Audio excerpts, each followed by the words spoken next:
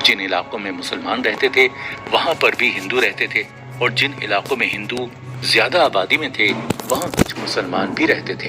अब धीरे धीरे लोगों के बीच में ये बात फैलने लगी थी कि भारत और पाकिस्तान का विभाजन होने वाला है और मुसलमानों के लिए एक नया देश पाकिस्तान बनने वाला है। विभाजन की इस कॉम्प्लिकेटेड चीज को माउंटबेटन के द्वारा रेड क्लिफ को सौंपा गया। लेकिन क्या रेड क्लिफ भारत को उस तरह से विभाजित कर पाए जिस तरह से माउंटबेटन को उम्मीद थी? पार्टीशन और रेड क्लिफ। 3 जून 1947 को जब लॉर्ड माउंटबेटन ने पार्टीशन का प्लान कांग्रेस के सामने रखा तो कांग्रेस के नेता इस बात से बिल्कुल अनजान थे कि ये पार्टीशन इतने लोगों की जान लेने वाला है। सबसे पहले सरदार वल्लभ भाई पटेल ने इस प्लान को अप्रूव किया और उसके बाद जवाहरलाल नेहरू और बाकी कांग्रेस के नेता भी इसके लिए मान गए। गांधी जी को मनाने के लिए सरदार वल्लभ भाई पटेल ने उनके साथ कई सारी मीटिंग की, लेकिन गांधी जी हमेशा पार्टीशन का विरोध करते रहे। जब पटेल पार्टीशन पर ऑल इंडिया कांग्रेस कमेटी की मीटिंग में भाषण दे रहे थे तो उन्होंने कहा था कि मैं अपने भाइयों का डर समझ सकता हूँ, कोई भी भारत के टुकड़े नहीं चाहता। आज मेरा दिल बहुत भारी है, लेकिन जब हमारे सामने केवल 2 ही ऑप्शंस हैं कि या तो हम देश का एक टुकड़ा करें या उसके कल कई टुकड़े करें, तो मैं एक टुकड़ा करना चूज करूंगा। हमें सच को झेलना सीखना आना चाहिए। हम इमोशनल होकर कोई फैसला नहीं ले सकते। हालांकि कांग्रेस की वर्किंग कमेटी पार्टीशन का फैसला किसी डर के चलते नहीं ले रही है, लेकिन तब भी मुझे केवल एक बात का डर है कि कहीं हमारी इतने सालों की मेहनत और संघर्ष बेकार ना चला जाए। मुस्लिम लीग का छोटे से छोटा अधिकारी और बड़े से बड़ा अधिकारी हर कोई पाकिस्तान बनाने में लगा हुआ है। एक धर्म की राजनीति में भारत की प्रोग्रेस को हर जगह पर रुका है। हम इस बात को माने या ना माने, लेकिन एक पाकिस्तान पहले से ही पंजाब और बंगाल में मौजूद है। ऐसी हालत में मैं एक वास्तविक पाकिस्तान रखना पसंद करूंगा ताकि उससे डील आसानी से किया जा सके। उससे डील करना आसान होगा क्योंकि वो पाकिस्तान हमारे सामने होगा, हमसे छुप कर नहीं रहेगा। दोस्तों, आजादी हमारे सामने आ रही है। हमारे पास अभी भी लगभग 80% भारत का हिस्सा है। हम इसे अपनी मेहनत और लगन से एक ताकतवर देश बनाएंगे और हम उम्मीद करते हैं कि देश के दूसरे हिस्से को मुस्लिम लीग जरूर डेवलप करेगी।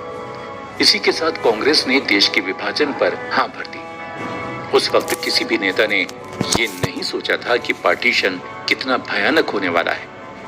उसी महीने नेहरू, अबुल कलाम आजाद, जिन्ना और डॉक्टर B.R. अम्बेडकर और मास्टर तारा सिंह, इन सब ने मिलकर देश के पार्टीशन की पूरी प्लानिंग बनाई। जहां नेहरू और अबुल कलाम आजाद कांग्रेस की तरफ से थे तो जिन्ना मुस्लिम लीग की तरफ से, तो वहीं B.R. अम्बेडकर दलित समाज को प्रदर्शित कर रहे थे और एक तरफ मास्टर तारा सिंह सिख समुदाय को प्रेजेंट कर रहे थे।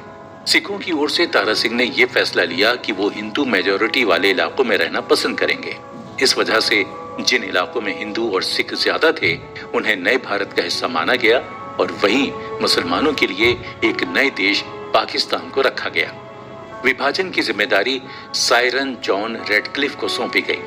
सायरन जॉन रेडक्लिफ, जो कि एक ब्रिटिश लॉयर थे, उन्हें भारत के पार्टीशन की जिम्मेदारी सौंपी गई थी। यहाँ पर कुछ लोग ब्रिटिश एम्पायर की भारत के प्रति गैर जिम्मेदारी को दिखाते हैं। उनके अनुसार रेडक्लिफ एक ऐसा व्यक्ति था जो कभी यूरोप से बाहर ही नहीं निकला था। उसे भारत और पाकिस्तान के इलाकों के बारे में कोई जानकारी नहीं थी। उसे इस बारे में बिल्कुल भी नहीं पता था कि भारत के किस हिस्से में पहाड़ हैं, कहाँ नदियां हैं और किस हिस्से पर कौन से शहर मौजूद हैं। विभाजन के लिए इन सब चीजों का जानना बहुत जरूरी था क्योंकि विभाजन केवल नक्शे पर होता है, लेकिन इसका प्रभाव असल में जमीन पर ज्यादा बड़े स्तर पर दिखता है। अगर आप एक नदी को बीच में से 2 हिस्सों में काट देंगे तो निश्चित तौर पर उन 2 देशों में बाद में विवाद की स्थिति पैदा होगी कि वो नदी किसके हिस्से में है। रेडक्लिफ को बस एक पॉपुलेशन मैप दिया गया था जिसके अंदर हिंदू, मुसलमान और सिखों की जनसंख्या के बारे में बताया गया था। रेडक्लिफ को ये कहा गया था कि उसे भारत को इस तरह से बांटना है कि ज्यादा से ज्यादा हिंदू एक तरफ रहें और ज्यादा से ज्यादा मुसलमान एक तरफ रहें। रेडक्लिफ को इस मुश्किल काम को करने के लिए सिर्फ 5 हफ्ते दिए गए थे। उसे इन 5 हफ्तों में उन 35 करोड़ लोगों का भविष्य तय करने का आदेश दिया गया था। रेडक्लिफ को ये काम बिल्कुल असंभव लग रहा था, लेकिन भारत के अंदर उस वक्त स्थिति कम्युनल टेंशन की वजह से इतनी भयानक हो गई थी कि अब ट्रांसफॉर्मर पावर में और पार्टीशन में ज्यादा देर नहीं की जा सकती थी। तो रेडक्लिफ को जैसा कहा गया था उसके अनुसार उसने हिंदू मेजॉरिटी वाले इलाकों को भारत के साथ बने रहने दिया, वहीं दूसरी ओर मुस्लिम मेजॉरिटी वाले लोगों को नए देश पाकिस्तान में रख दिया गया। पश्चिम की तरफ पंजाब मुस्लिम मेजॉरिटी वाला इलाका था, तो वहीं पूर्व की ओर बंगाल मुस्लिम मेजॉरिटी का इलाका था। परेशानी यहाँ ये थी कि कई सारे मुस्लिम मेजॉरिटी वाले इलाकों में अभी भी काफी बड़ी संख्या में हिंदू रहते थे और उसी तरह से कई सारे हिंदू मेजॉरिटी वाले इलाकों में मुस्लिम रहा करते थे। तो जैसे ही देश के सभी लोगों को पार्टीशन के बारे में खबर मिलनी शुरू हुई तो वो अपने अपने हिसाब से उन इलाकों में जाने की तैयारियां करने लगे जहां उनके अनुसार उनके समुदाय की मेजॉरिटी होने वाली थी। इस वजह से कम्युनल टेंशन बढ़ने के पूरे आसार थे, क्योंकि एक तरफ नए देश बनने वाले पाकिस्तान से हिंदू भारत की ओर आ रहे थे, वहीं भारत से मुसलमान पाकिस्तान की तरफ जा रहे थे। तो इस दौरान धार्मिक दंगे अपने चरम पर थे। इसकी बड़ी वजह ये थी कि पिछले कुछ सालों से धर्म के आधार पर लोगों को काफी ज्यादा बलगलाया गया था। भारत में ज्यादातर लोगों को इस बात से बहुत ज्यादा नाराजगी थी कि मुस्लिम लीग के द्वारा देश के टुकड़े किए जा रहे हैं। वहीं मुसलमानों को इस बात से नाराजगी थी कि उन्हें उनके बराबर के अधिकार नहीं दिए जा रहे थे। इस नफरत की भावना ने दोनों ही समुदायों को निगल लिया था। हर कोई अपनी अपनी मेजॉरिटी वाले इलाकों में जाने की तैयारी में लग चुका था। अब बस इंतजार था एक आधिकारिक घोषणा का, जिससे ये बातें साफ हो जाती कि भारत का विभाजन किस तरह से होने वाला है। लेकिन उससे पहले कि वास्तव में विभाजन होता, लोग पहले ही माइग्रेट करना शुरू कर चुके थे और धार्मिक दंगे भी उसी दौरान होने शुरू हो गए थे। 3 जून साल 1947 को माउंटबेटन ने एक प्रेस कॉन्फ्रेंस के दौरान देश की आजादी की बात सबके सामने की और ये बताया कि आने वाली 15 अगस्त को भारत और पाकिस्तान 2 नए देश बना दिए जाएंगे। इसे माउंटबेटन प्लान कहा जाता है। माउंटबेटन प्लान में देश की आजादी के साथ साथ पार्टीशन का भी जिक्र किया गया था। इस प्लान की सबसे खास बातें जो थी वो ये थी कि सिख, हिंदू और मुसलमान जो पंजाब और बंगाल के असेंबली इलाकों में रहते हैं वो आपस में मिलकर एक वोट रखेंगे। अगर ज्यादा लोग ये चाहते हैं कि पार्टीशन हो तब बंटवारा किया जाएगा। सिंध और बलूचिस्तान को अपना फैसला लेने के लिए छूट दी गई थी। इसी तरह नॉर्थ वेस्ट फ्रंटियर प्रोविंस और आसाम के कुछ इलाकों को रेफरेंडम की तरीके से उनका फ्यूचर तय करने की छूट दी गई थी। इसी दौरान कुछ लोग बंगाल को एक अलग देश बनाना चाहते थे, लेकिन उस मांग को पूरी तरह से रद्द कर दिया गया। साथ ही साथ पार्टीशन के लिए एक बाउंड्री कमीशन बैठा जो ये फैसला करने वाला था कि किन इलाकों में पार्टीशन की लाइन गुजरने वाली है। पर इस तरह से देश की आजादी और पार्टीशन की पूरी योजना बन चुकी थी। इंतजार था 15 अगस्त के दिन का, जब ये 2 नए देश सामने आने वाले थे। लेकिन अभी भी एक और समस्या कांग्रेस के सामने थी और वो ये थी कि देश में कुछ प्रिंसली स्टेट्स थे जो डायरेक्ट ब्रिटिश कंट्रोल के अंदर नहीं थे। तो वहां पर पार्टीशन के दौरान कम्युनल टेंशन को कैसे कंट्रोल किया जाए ये किसी की भी समझ में नहीं आ रहा था।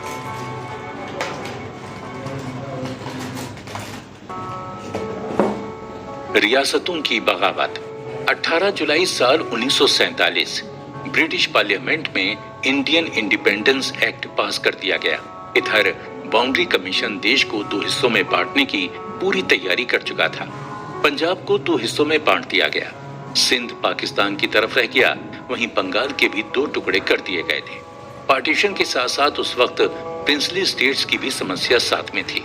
प्रिंसली स्टेट्स की पार्टीशन के दौरान भी काफी बड़ी जनता को सुरक्षा प्रदान करें, इसमें अलवर और भरतपुर के राजा का नाम सबसे ऊपर आता है। उस दौरान अलवर और भरतपुर के दोनों अलग अलग प्ले लिस्ट हुआ करते थे। यहाँ पार्टीशन के दौरान हिंदू और मुसलमानों के बीच बहुत बड़े स्तर पर आमना सामना होगा।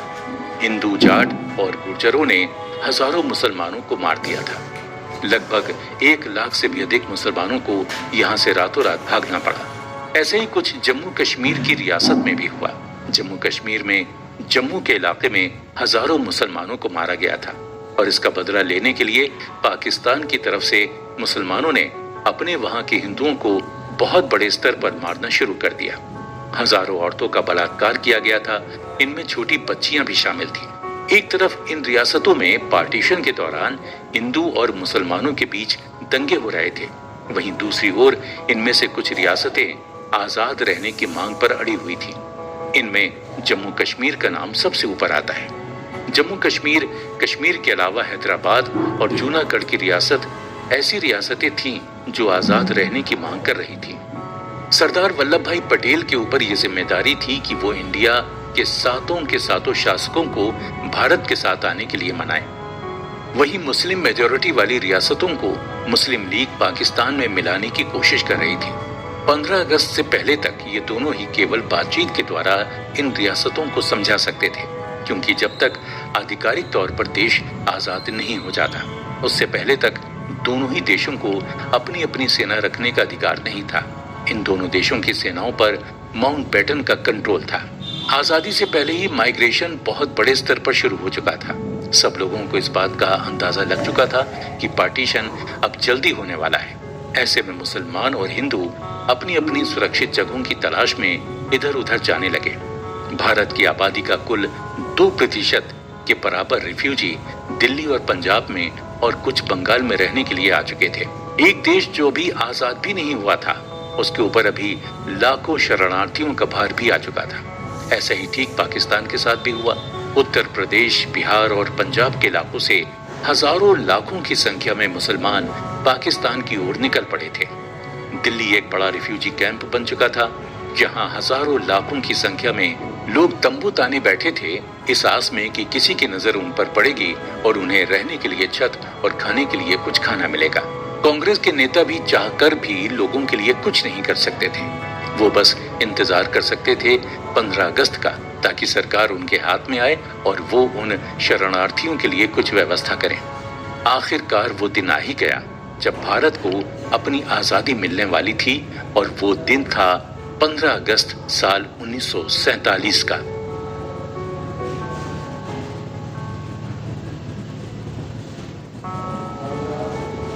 आजादी की रात। 150 साल के लंबे संघर्ष के बाद अब आखिरकार वो दिन आ गया था जब हर भारतीय अपने आप को आजाद महसूस करने वाला था। 15 अगस्त 1947 ये उस दिन से पहले तक बस एक आम तारीख हुआ करती थी, लेकिन आज ये तारीख इतिहास बनने वाली थी। रात के 11:58 पर माउंटबेटन अकेले अपने ऑफिस में बैठे थे और अपनी डायरी में लिखते हैं कि इस वक्त मैं इस दुनिया का सबसे ताकतवर आदमी हूँ, ऐसा मैं महसूस कर रहा हूँ। आज करोड़ों लोगों की जिंदगी का फैसला मेरे हाथों से होने वाला है। और इसके ठीक 2 मिनट बाद उसने भारत की आजादी के दस्तावेजों पर हस्ताक्षर कर दिए। देश आजाद हो चुका था। जवाहरलाल नेहरू ने उसी रात लाल किले से देश को संबोधित किया और उनका भाषण आजादी के इतिहास का बहुत ही विशेष भाषण माना जाता है। इसमें कहा गया था कि कई सालों पहले हमने किस्मत के साथ एक समझौता किया था। अब वक्त आ चुका है कि हम अपने उस समझौते और वादे को निभाएं, और न केवल दिखाने के लिए बल्कि भीतर से भी। आज आधी रात को जब सारी दुनिया सो रही होगी, तब भारत उठेगा आजादी और अपनी जिंदगी के लिए। एक ऐसा पल जो इतिहास में बहुत कम बार देखने को मिलता है, जब हम पुराने से नए की ओर बढ़ते हैं, जब एक युग का अंत होता है, जब एक देश की आत्मा जो एक सदी से भी ज्यादा समय तक दबी हुई थी, अंत में अपनी आवाज को पाती है। हमारी इच्छा है कि हम हर आंख के आंसू पोंछें। ये हमारे लिए करना बहुत मुश्किल हो सकता है, लेकिन जब तक इन आंखों में आंसू हैं, तब तक हमारा काम खत्म नहीं होगा। हम अब भी काम करते रहेंगे और हमारे सपनों को सच करेंगे। वो सपने भारत के लिए तो हैं ही, साथ ही साथ वो इस दुनिया के लिए भी हैं। लाल किले पर आधी रात को हजारों लोग जवाहरलाल नेहरू के इस भाषण को सुनने के लिए आए थे। हर आंख नम थी, हर कोई खुश था, सिवाय एक इंसान के, और वो था महात्मा गांधी। जब पूरा देश आजादी का जश्न मना रहा था, तब महात्मा गांधी बंगाल के नवाब के साथ दंगों से जुड़े लोगों को संभालने में लगे हुए थे। बाद में जब उनसे पूछा गया तो उन्होंने कहा कि ये रात मेरे लिए जश्न मनाने की कभी हो ही नहीं सकती थी। इस रात को देश के 2 टुकड़े हुए धर्म के नाम पर लोग एक दूसरे को मार रहे थे। मैं उस दिन खुश कैसे हो सकता था? एक तरफ जहां आजादी का जश्न पूरे देश को लेकर डूबा हुआ था। वहीं दूसरी ओर इस आजादी का एक दूसरा पहलू भी था जिसे बहुत कम लोग देख पा रहे थे। उसे वो लोग देख पा रहे थे जिन्हें अपने घरों को छोड़कर दूसरे मुल्क में जाना पड़ रहा था। विभाजन का दर्द आम लोगों को नहीं दिख रहा था। दंगों से जुड़े लोग धीरे धीरे अपने अपने इलाकों की ओर आने लगे, लेकिन उनके चेहरों पर एक मायूसी थी। हर परिवार ने किसी न किसी को खोया था, कोई न कोई पीछे छूट गया था। उस परिवार को यह भी नहीं पता था कि जो सदस्य पीछे छूट गया है क्या वो कभी उनसे वापस मिल पाएगा या नहीं। लाखों औरतें ऐसी थीं जिनकी इज्जत लूट ली गई थी। लाखों बच्चे ऐसे थे जो उसी रात को अनाथ हो गए थे। ऐसे ही कई सारे लोग थे जो अपना घर बार सब कुछ खोकर एक नए मुल्क में अपनी पहचान तलाश करने निकल चुके थे। 1 करोड़ से भी अधिक लोग अपने घरों को छोड़कर गए थे। इनमें से 20 लाख तो कभी अपने घर पहुंचे ही नहीं। वो या तो रास्ते में मारे गए या फिर कभी अपने घर वालों से मिल ही ना पाए। करीब 13 लाख मुसलमान तो वहीं 10 लाख के करीब हिंदू गायब बताए गए थे। 50,000 से भी अधिक हिंदू और सिख महिलाओं को अगवा कर लिया गया था। वहीं पाकिस्तान की तरफ से भी यही कहा गया था कि 50,000 मुस्लिम औरतों को दंगों के दौरान अगवा कर लिया गया है। हालांकि इनमें से कुछ औरतों की बाद में पता लग गया था, लेकिन उन्होंने अपने घर जाने से मना कर दिया था। ऐसा इसलिए क्योंकि उन्हें लग रहा था कि जो घटना उनके साथ हुई होगी उसके बाद उनके घर वाले शायद ही उन्हें स्वीकार करेंगे। माइग्रेशन का ये सिलसिला 15 अगस्त तक नहीं चलता रहा। उसके बाद भी ये वैसे ही जारी रहा। कई सारे मुस्लिम परिवार साल 1950 के बाद भी पाकिस्तान लगातार जाते रहे थे। 1951 से लेकर 1956 तक लगभग 6.5 लाख मुस्लिम पश्चिमी पाकिस्तान की तरफ गए थे। वहीं पाकिस्तान की ओर से हिंदू आज भी आ रहे हैं और उनमें से ज्यादातर राजस्थान के आसपास के इलाकों में सेटल हो रहे हैं। आज भी लगभग 5,000 परिवार हर साल पाकिस्तान से भारत रिफ्यूजी के तौर पर आते हैं। आजादी के समय जहां पाकिस्तान में लगभग 23% हिंदू हुआ करते थे, वहीं आज ये आंकड़ा 2% से भी नीचे चला गया है। भारत सरकार ने इन शरणार्थियों के लिए तुरंत काम करना शुरू कर दिया और एक हाउसिंग कमेटी बनाकर बड़े स्तर पर उनके लिए रहने की जगह बनाई गई। दिल्ली के कई प्रसिद्ध इलाके जिसमें लाजपत नगर, राजेंद्र नगर, पंजाबी बाग शामिल हैं, इन सभी जगहों पर रिफ्यूजीज के लिए रहने के लिए घर बनाए गए थे। इंद्रपुरी का वो इलाका जहां बच्चों की एजुकेशन और उनके रहने पर भी सरकार ने काफी ध्यान दिया था और यही वजह थी कि कुछ ही सालों में ये सभी लाखों की संख्या में आए शरणार्थी कहीं न कहीं भारत में सेटल हो चुके थे। पाकिस्तान से भारत आने वाले हिंदुओं को यहाँ उन मुसलमानों की प्रॉपर्टी से ज्यादा कुछ फायदा नहीं हुआ जो हिंदुस्तान से पाकिस्तान की ओर गए थे, क्योंकि लगभग सभी मुसलमान गरीब तबके से थे। इस वजह से उनके पास विशेष कोई प्रॉपर्टी थी भी नहीं। वहीं दूसरी ओर पाकिस्तान से जो हिंदू भारत आए थे वो अपने पीछे काफी बड़ी मात्रा में प्रॉपर्टी छोड़ कर आए थे। इसकी वजह ये थी कि ये लोग उस तरफ इसलिए रहते थे क्योंकि उन्हें वहां पर व्यापार करना होता था। पाकिस्तान से आए हिंदुओं की प्रॉपर्टी पाकिस्तान सरकार के द्वारा हिंदुस्तान से गए मुसलमानों के रीसेटलमेंट के लिए इस्तेमाल की गई। भारत का बंटवारा इतिहास का एक ऐसा इवेंट है जिससे करोड़ों लोग प्रभावित हुए थे। ये दुनिया का सबसे बड़ा मास माइग्रेशन था। इतनी बड़ी संख्या में लोगों को कभी भी अपने अपने घरों को छोड़ने की जरूरत नहीं पड़ी थी। ये पार्टीशन एक सबक था दुनिया भर के लोगों के लिए कि कैसे अगर दो समुदायों के बीच की नफरत को राजनीतिक रूप दे दिया जाए तो उसका नतीजा कितना भयानक हो सकता है। पार्टीशन दर्द के साथ ये सीख भी हम सबको देकर गया।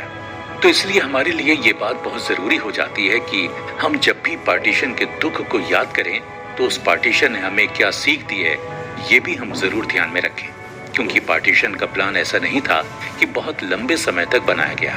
कुछ ही सालों में बने इस प्लान में देश को मजहब के नाम पर 2 टुकड़ों में बांट दिया गया। अब ऐसे में ये बहुत जरूरी हो जाता है कि हम इस गलती को दोबारा ना दोहराएं और उस भारत को एकजुट रखें जो हमें उन क्रांतिकारियों ने आजादी के समय सौंपा था। इसलिए वल्लभ भाई पटेल पूरे भारत को एक करने में लग गए थे। जो रियासतें बाहर से आजाद रहने की मांग कर रही थीं, उनमें सबसे प्रमुख जम्मू कश्मीर, जूनागढ़ और हैदराबाद थी। हैदराबाद के लिए वल्लभ भाई पटेल को भारतीय सेना भेजनी पड़ी। तो वहीं जूनागढ़ वल्लभ भाई पटेल के प्रयासों से भारत के साथ आ गया। जब बारी आई जम्मू कश्मीर की, तो वहां के राजा हरि सिंह ने पहले तो ये फैसला किया कि वो ना तो भारत के साथ रहेंगे और ना ही पाकिस्तान के साथ। लेकिन वहां की ज्यादातर पॉपुलेशन मुस्लिम थी और इसलिए पाकिस्तान ये मांग कर रहा था कि जम्मू कश्मीर पाकिस्तान का हिस्सा बनना चाहिए। और अपने इन्हीं मंसूबों को पूरा करने के लिए पाकिस्तान ने जम्मू कश्मीर के लिए अपनी सेना भेज दी। जब हरि सिंह ने ये देखा कि वो पाकिस्तानी सेना को नहीं रोक पाएंगे, तो उन्होंने वल्लभ भाई पटेल से मदद मांगी। वल्लभ भाई पटेल ने केवल एक शर्त पर मदद करने के लिए उनसे कहा कि हरि सिंह अगर वो भारत के साथ मिलने के लिए राजी हो जाएं, तो वो जरूर पाकिस्तान से उनकी सुरक्षा कर सकते हैं। हरि सिंह उसी वक्त भारत के साथ आने के लिए राजी हो गए। इस तरह से जम्मू कश्मीर भी भारत का हिस्सा बन गया। लेकिन जब तक भारतीय सेना जम्मू कश्मीर पहुंचती, कश्मीर का एक बड़ा हिस्सा पाकिस्तानी सेना के कब्जे में जा चुका था। आज जिसे हम पाकिस्तान ऑक्युपाइड कश्मीर कहते हैं। बावजूद इसके सरदार वल्लभ भाई पटेल ने 567 रियासतों को भारत में जोड़ा और उस भारत का निर्माण किया जिसे आज हम देख रहे हैं। यही वजह है कि वल्लभ भाई पटेल को लौह पुरुष भी कहा जाता है, क्योंकि आज भारत की ताकत उसकी यूनिटी से है और ये यूनिटी मिली थी सरदार वल्लभ भाई पटेल से।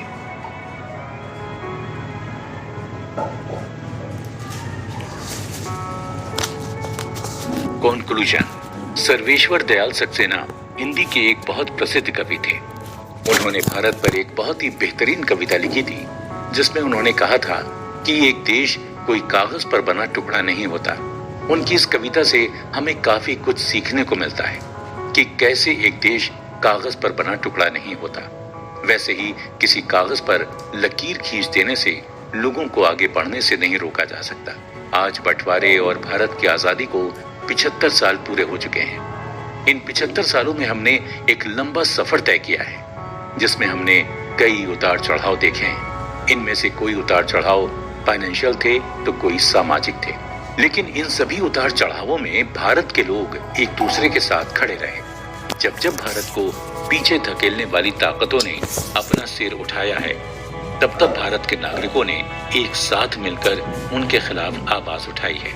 भारत के बंटवारे की इस कहानी में हमने जाना कि किस तरह पाकिस्तान बना, लेकिन पाकिस्तान धर्म की नींव पर बना था। उस वक्त के कई जानकारों ने कहा था कि धर्म की नींव पर बना कोई भी देश ज्यादा समय तक टिक नहीं पाता। पाकिस्तान के साथ भी कुछ ऐसा ही हुआ।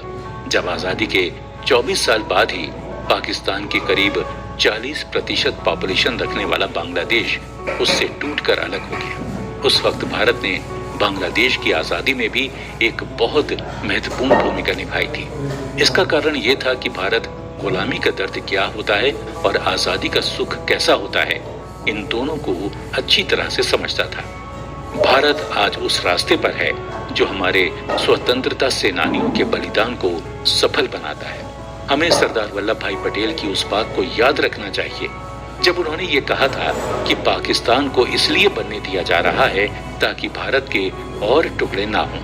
अब जब हम ये जानते हैं कि बंटवारे का दर्द क्या होता है और बंटवारा अपने साथ कितने दुखों को लेकर आता है, तो ऐसे में हमारी कोशिश यही होनी चाहिए कि हम बंटवारे के ख्याल को कभी भी अपने मन में उभरने ना दें। यही हमारे देश की स्वतंत्रता सेनानियों के लिए हमारी तरफ से सच्ची श्रद्धांजलि होगी।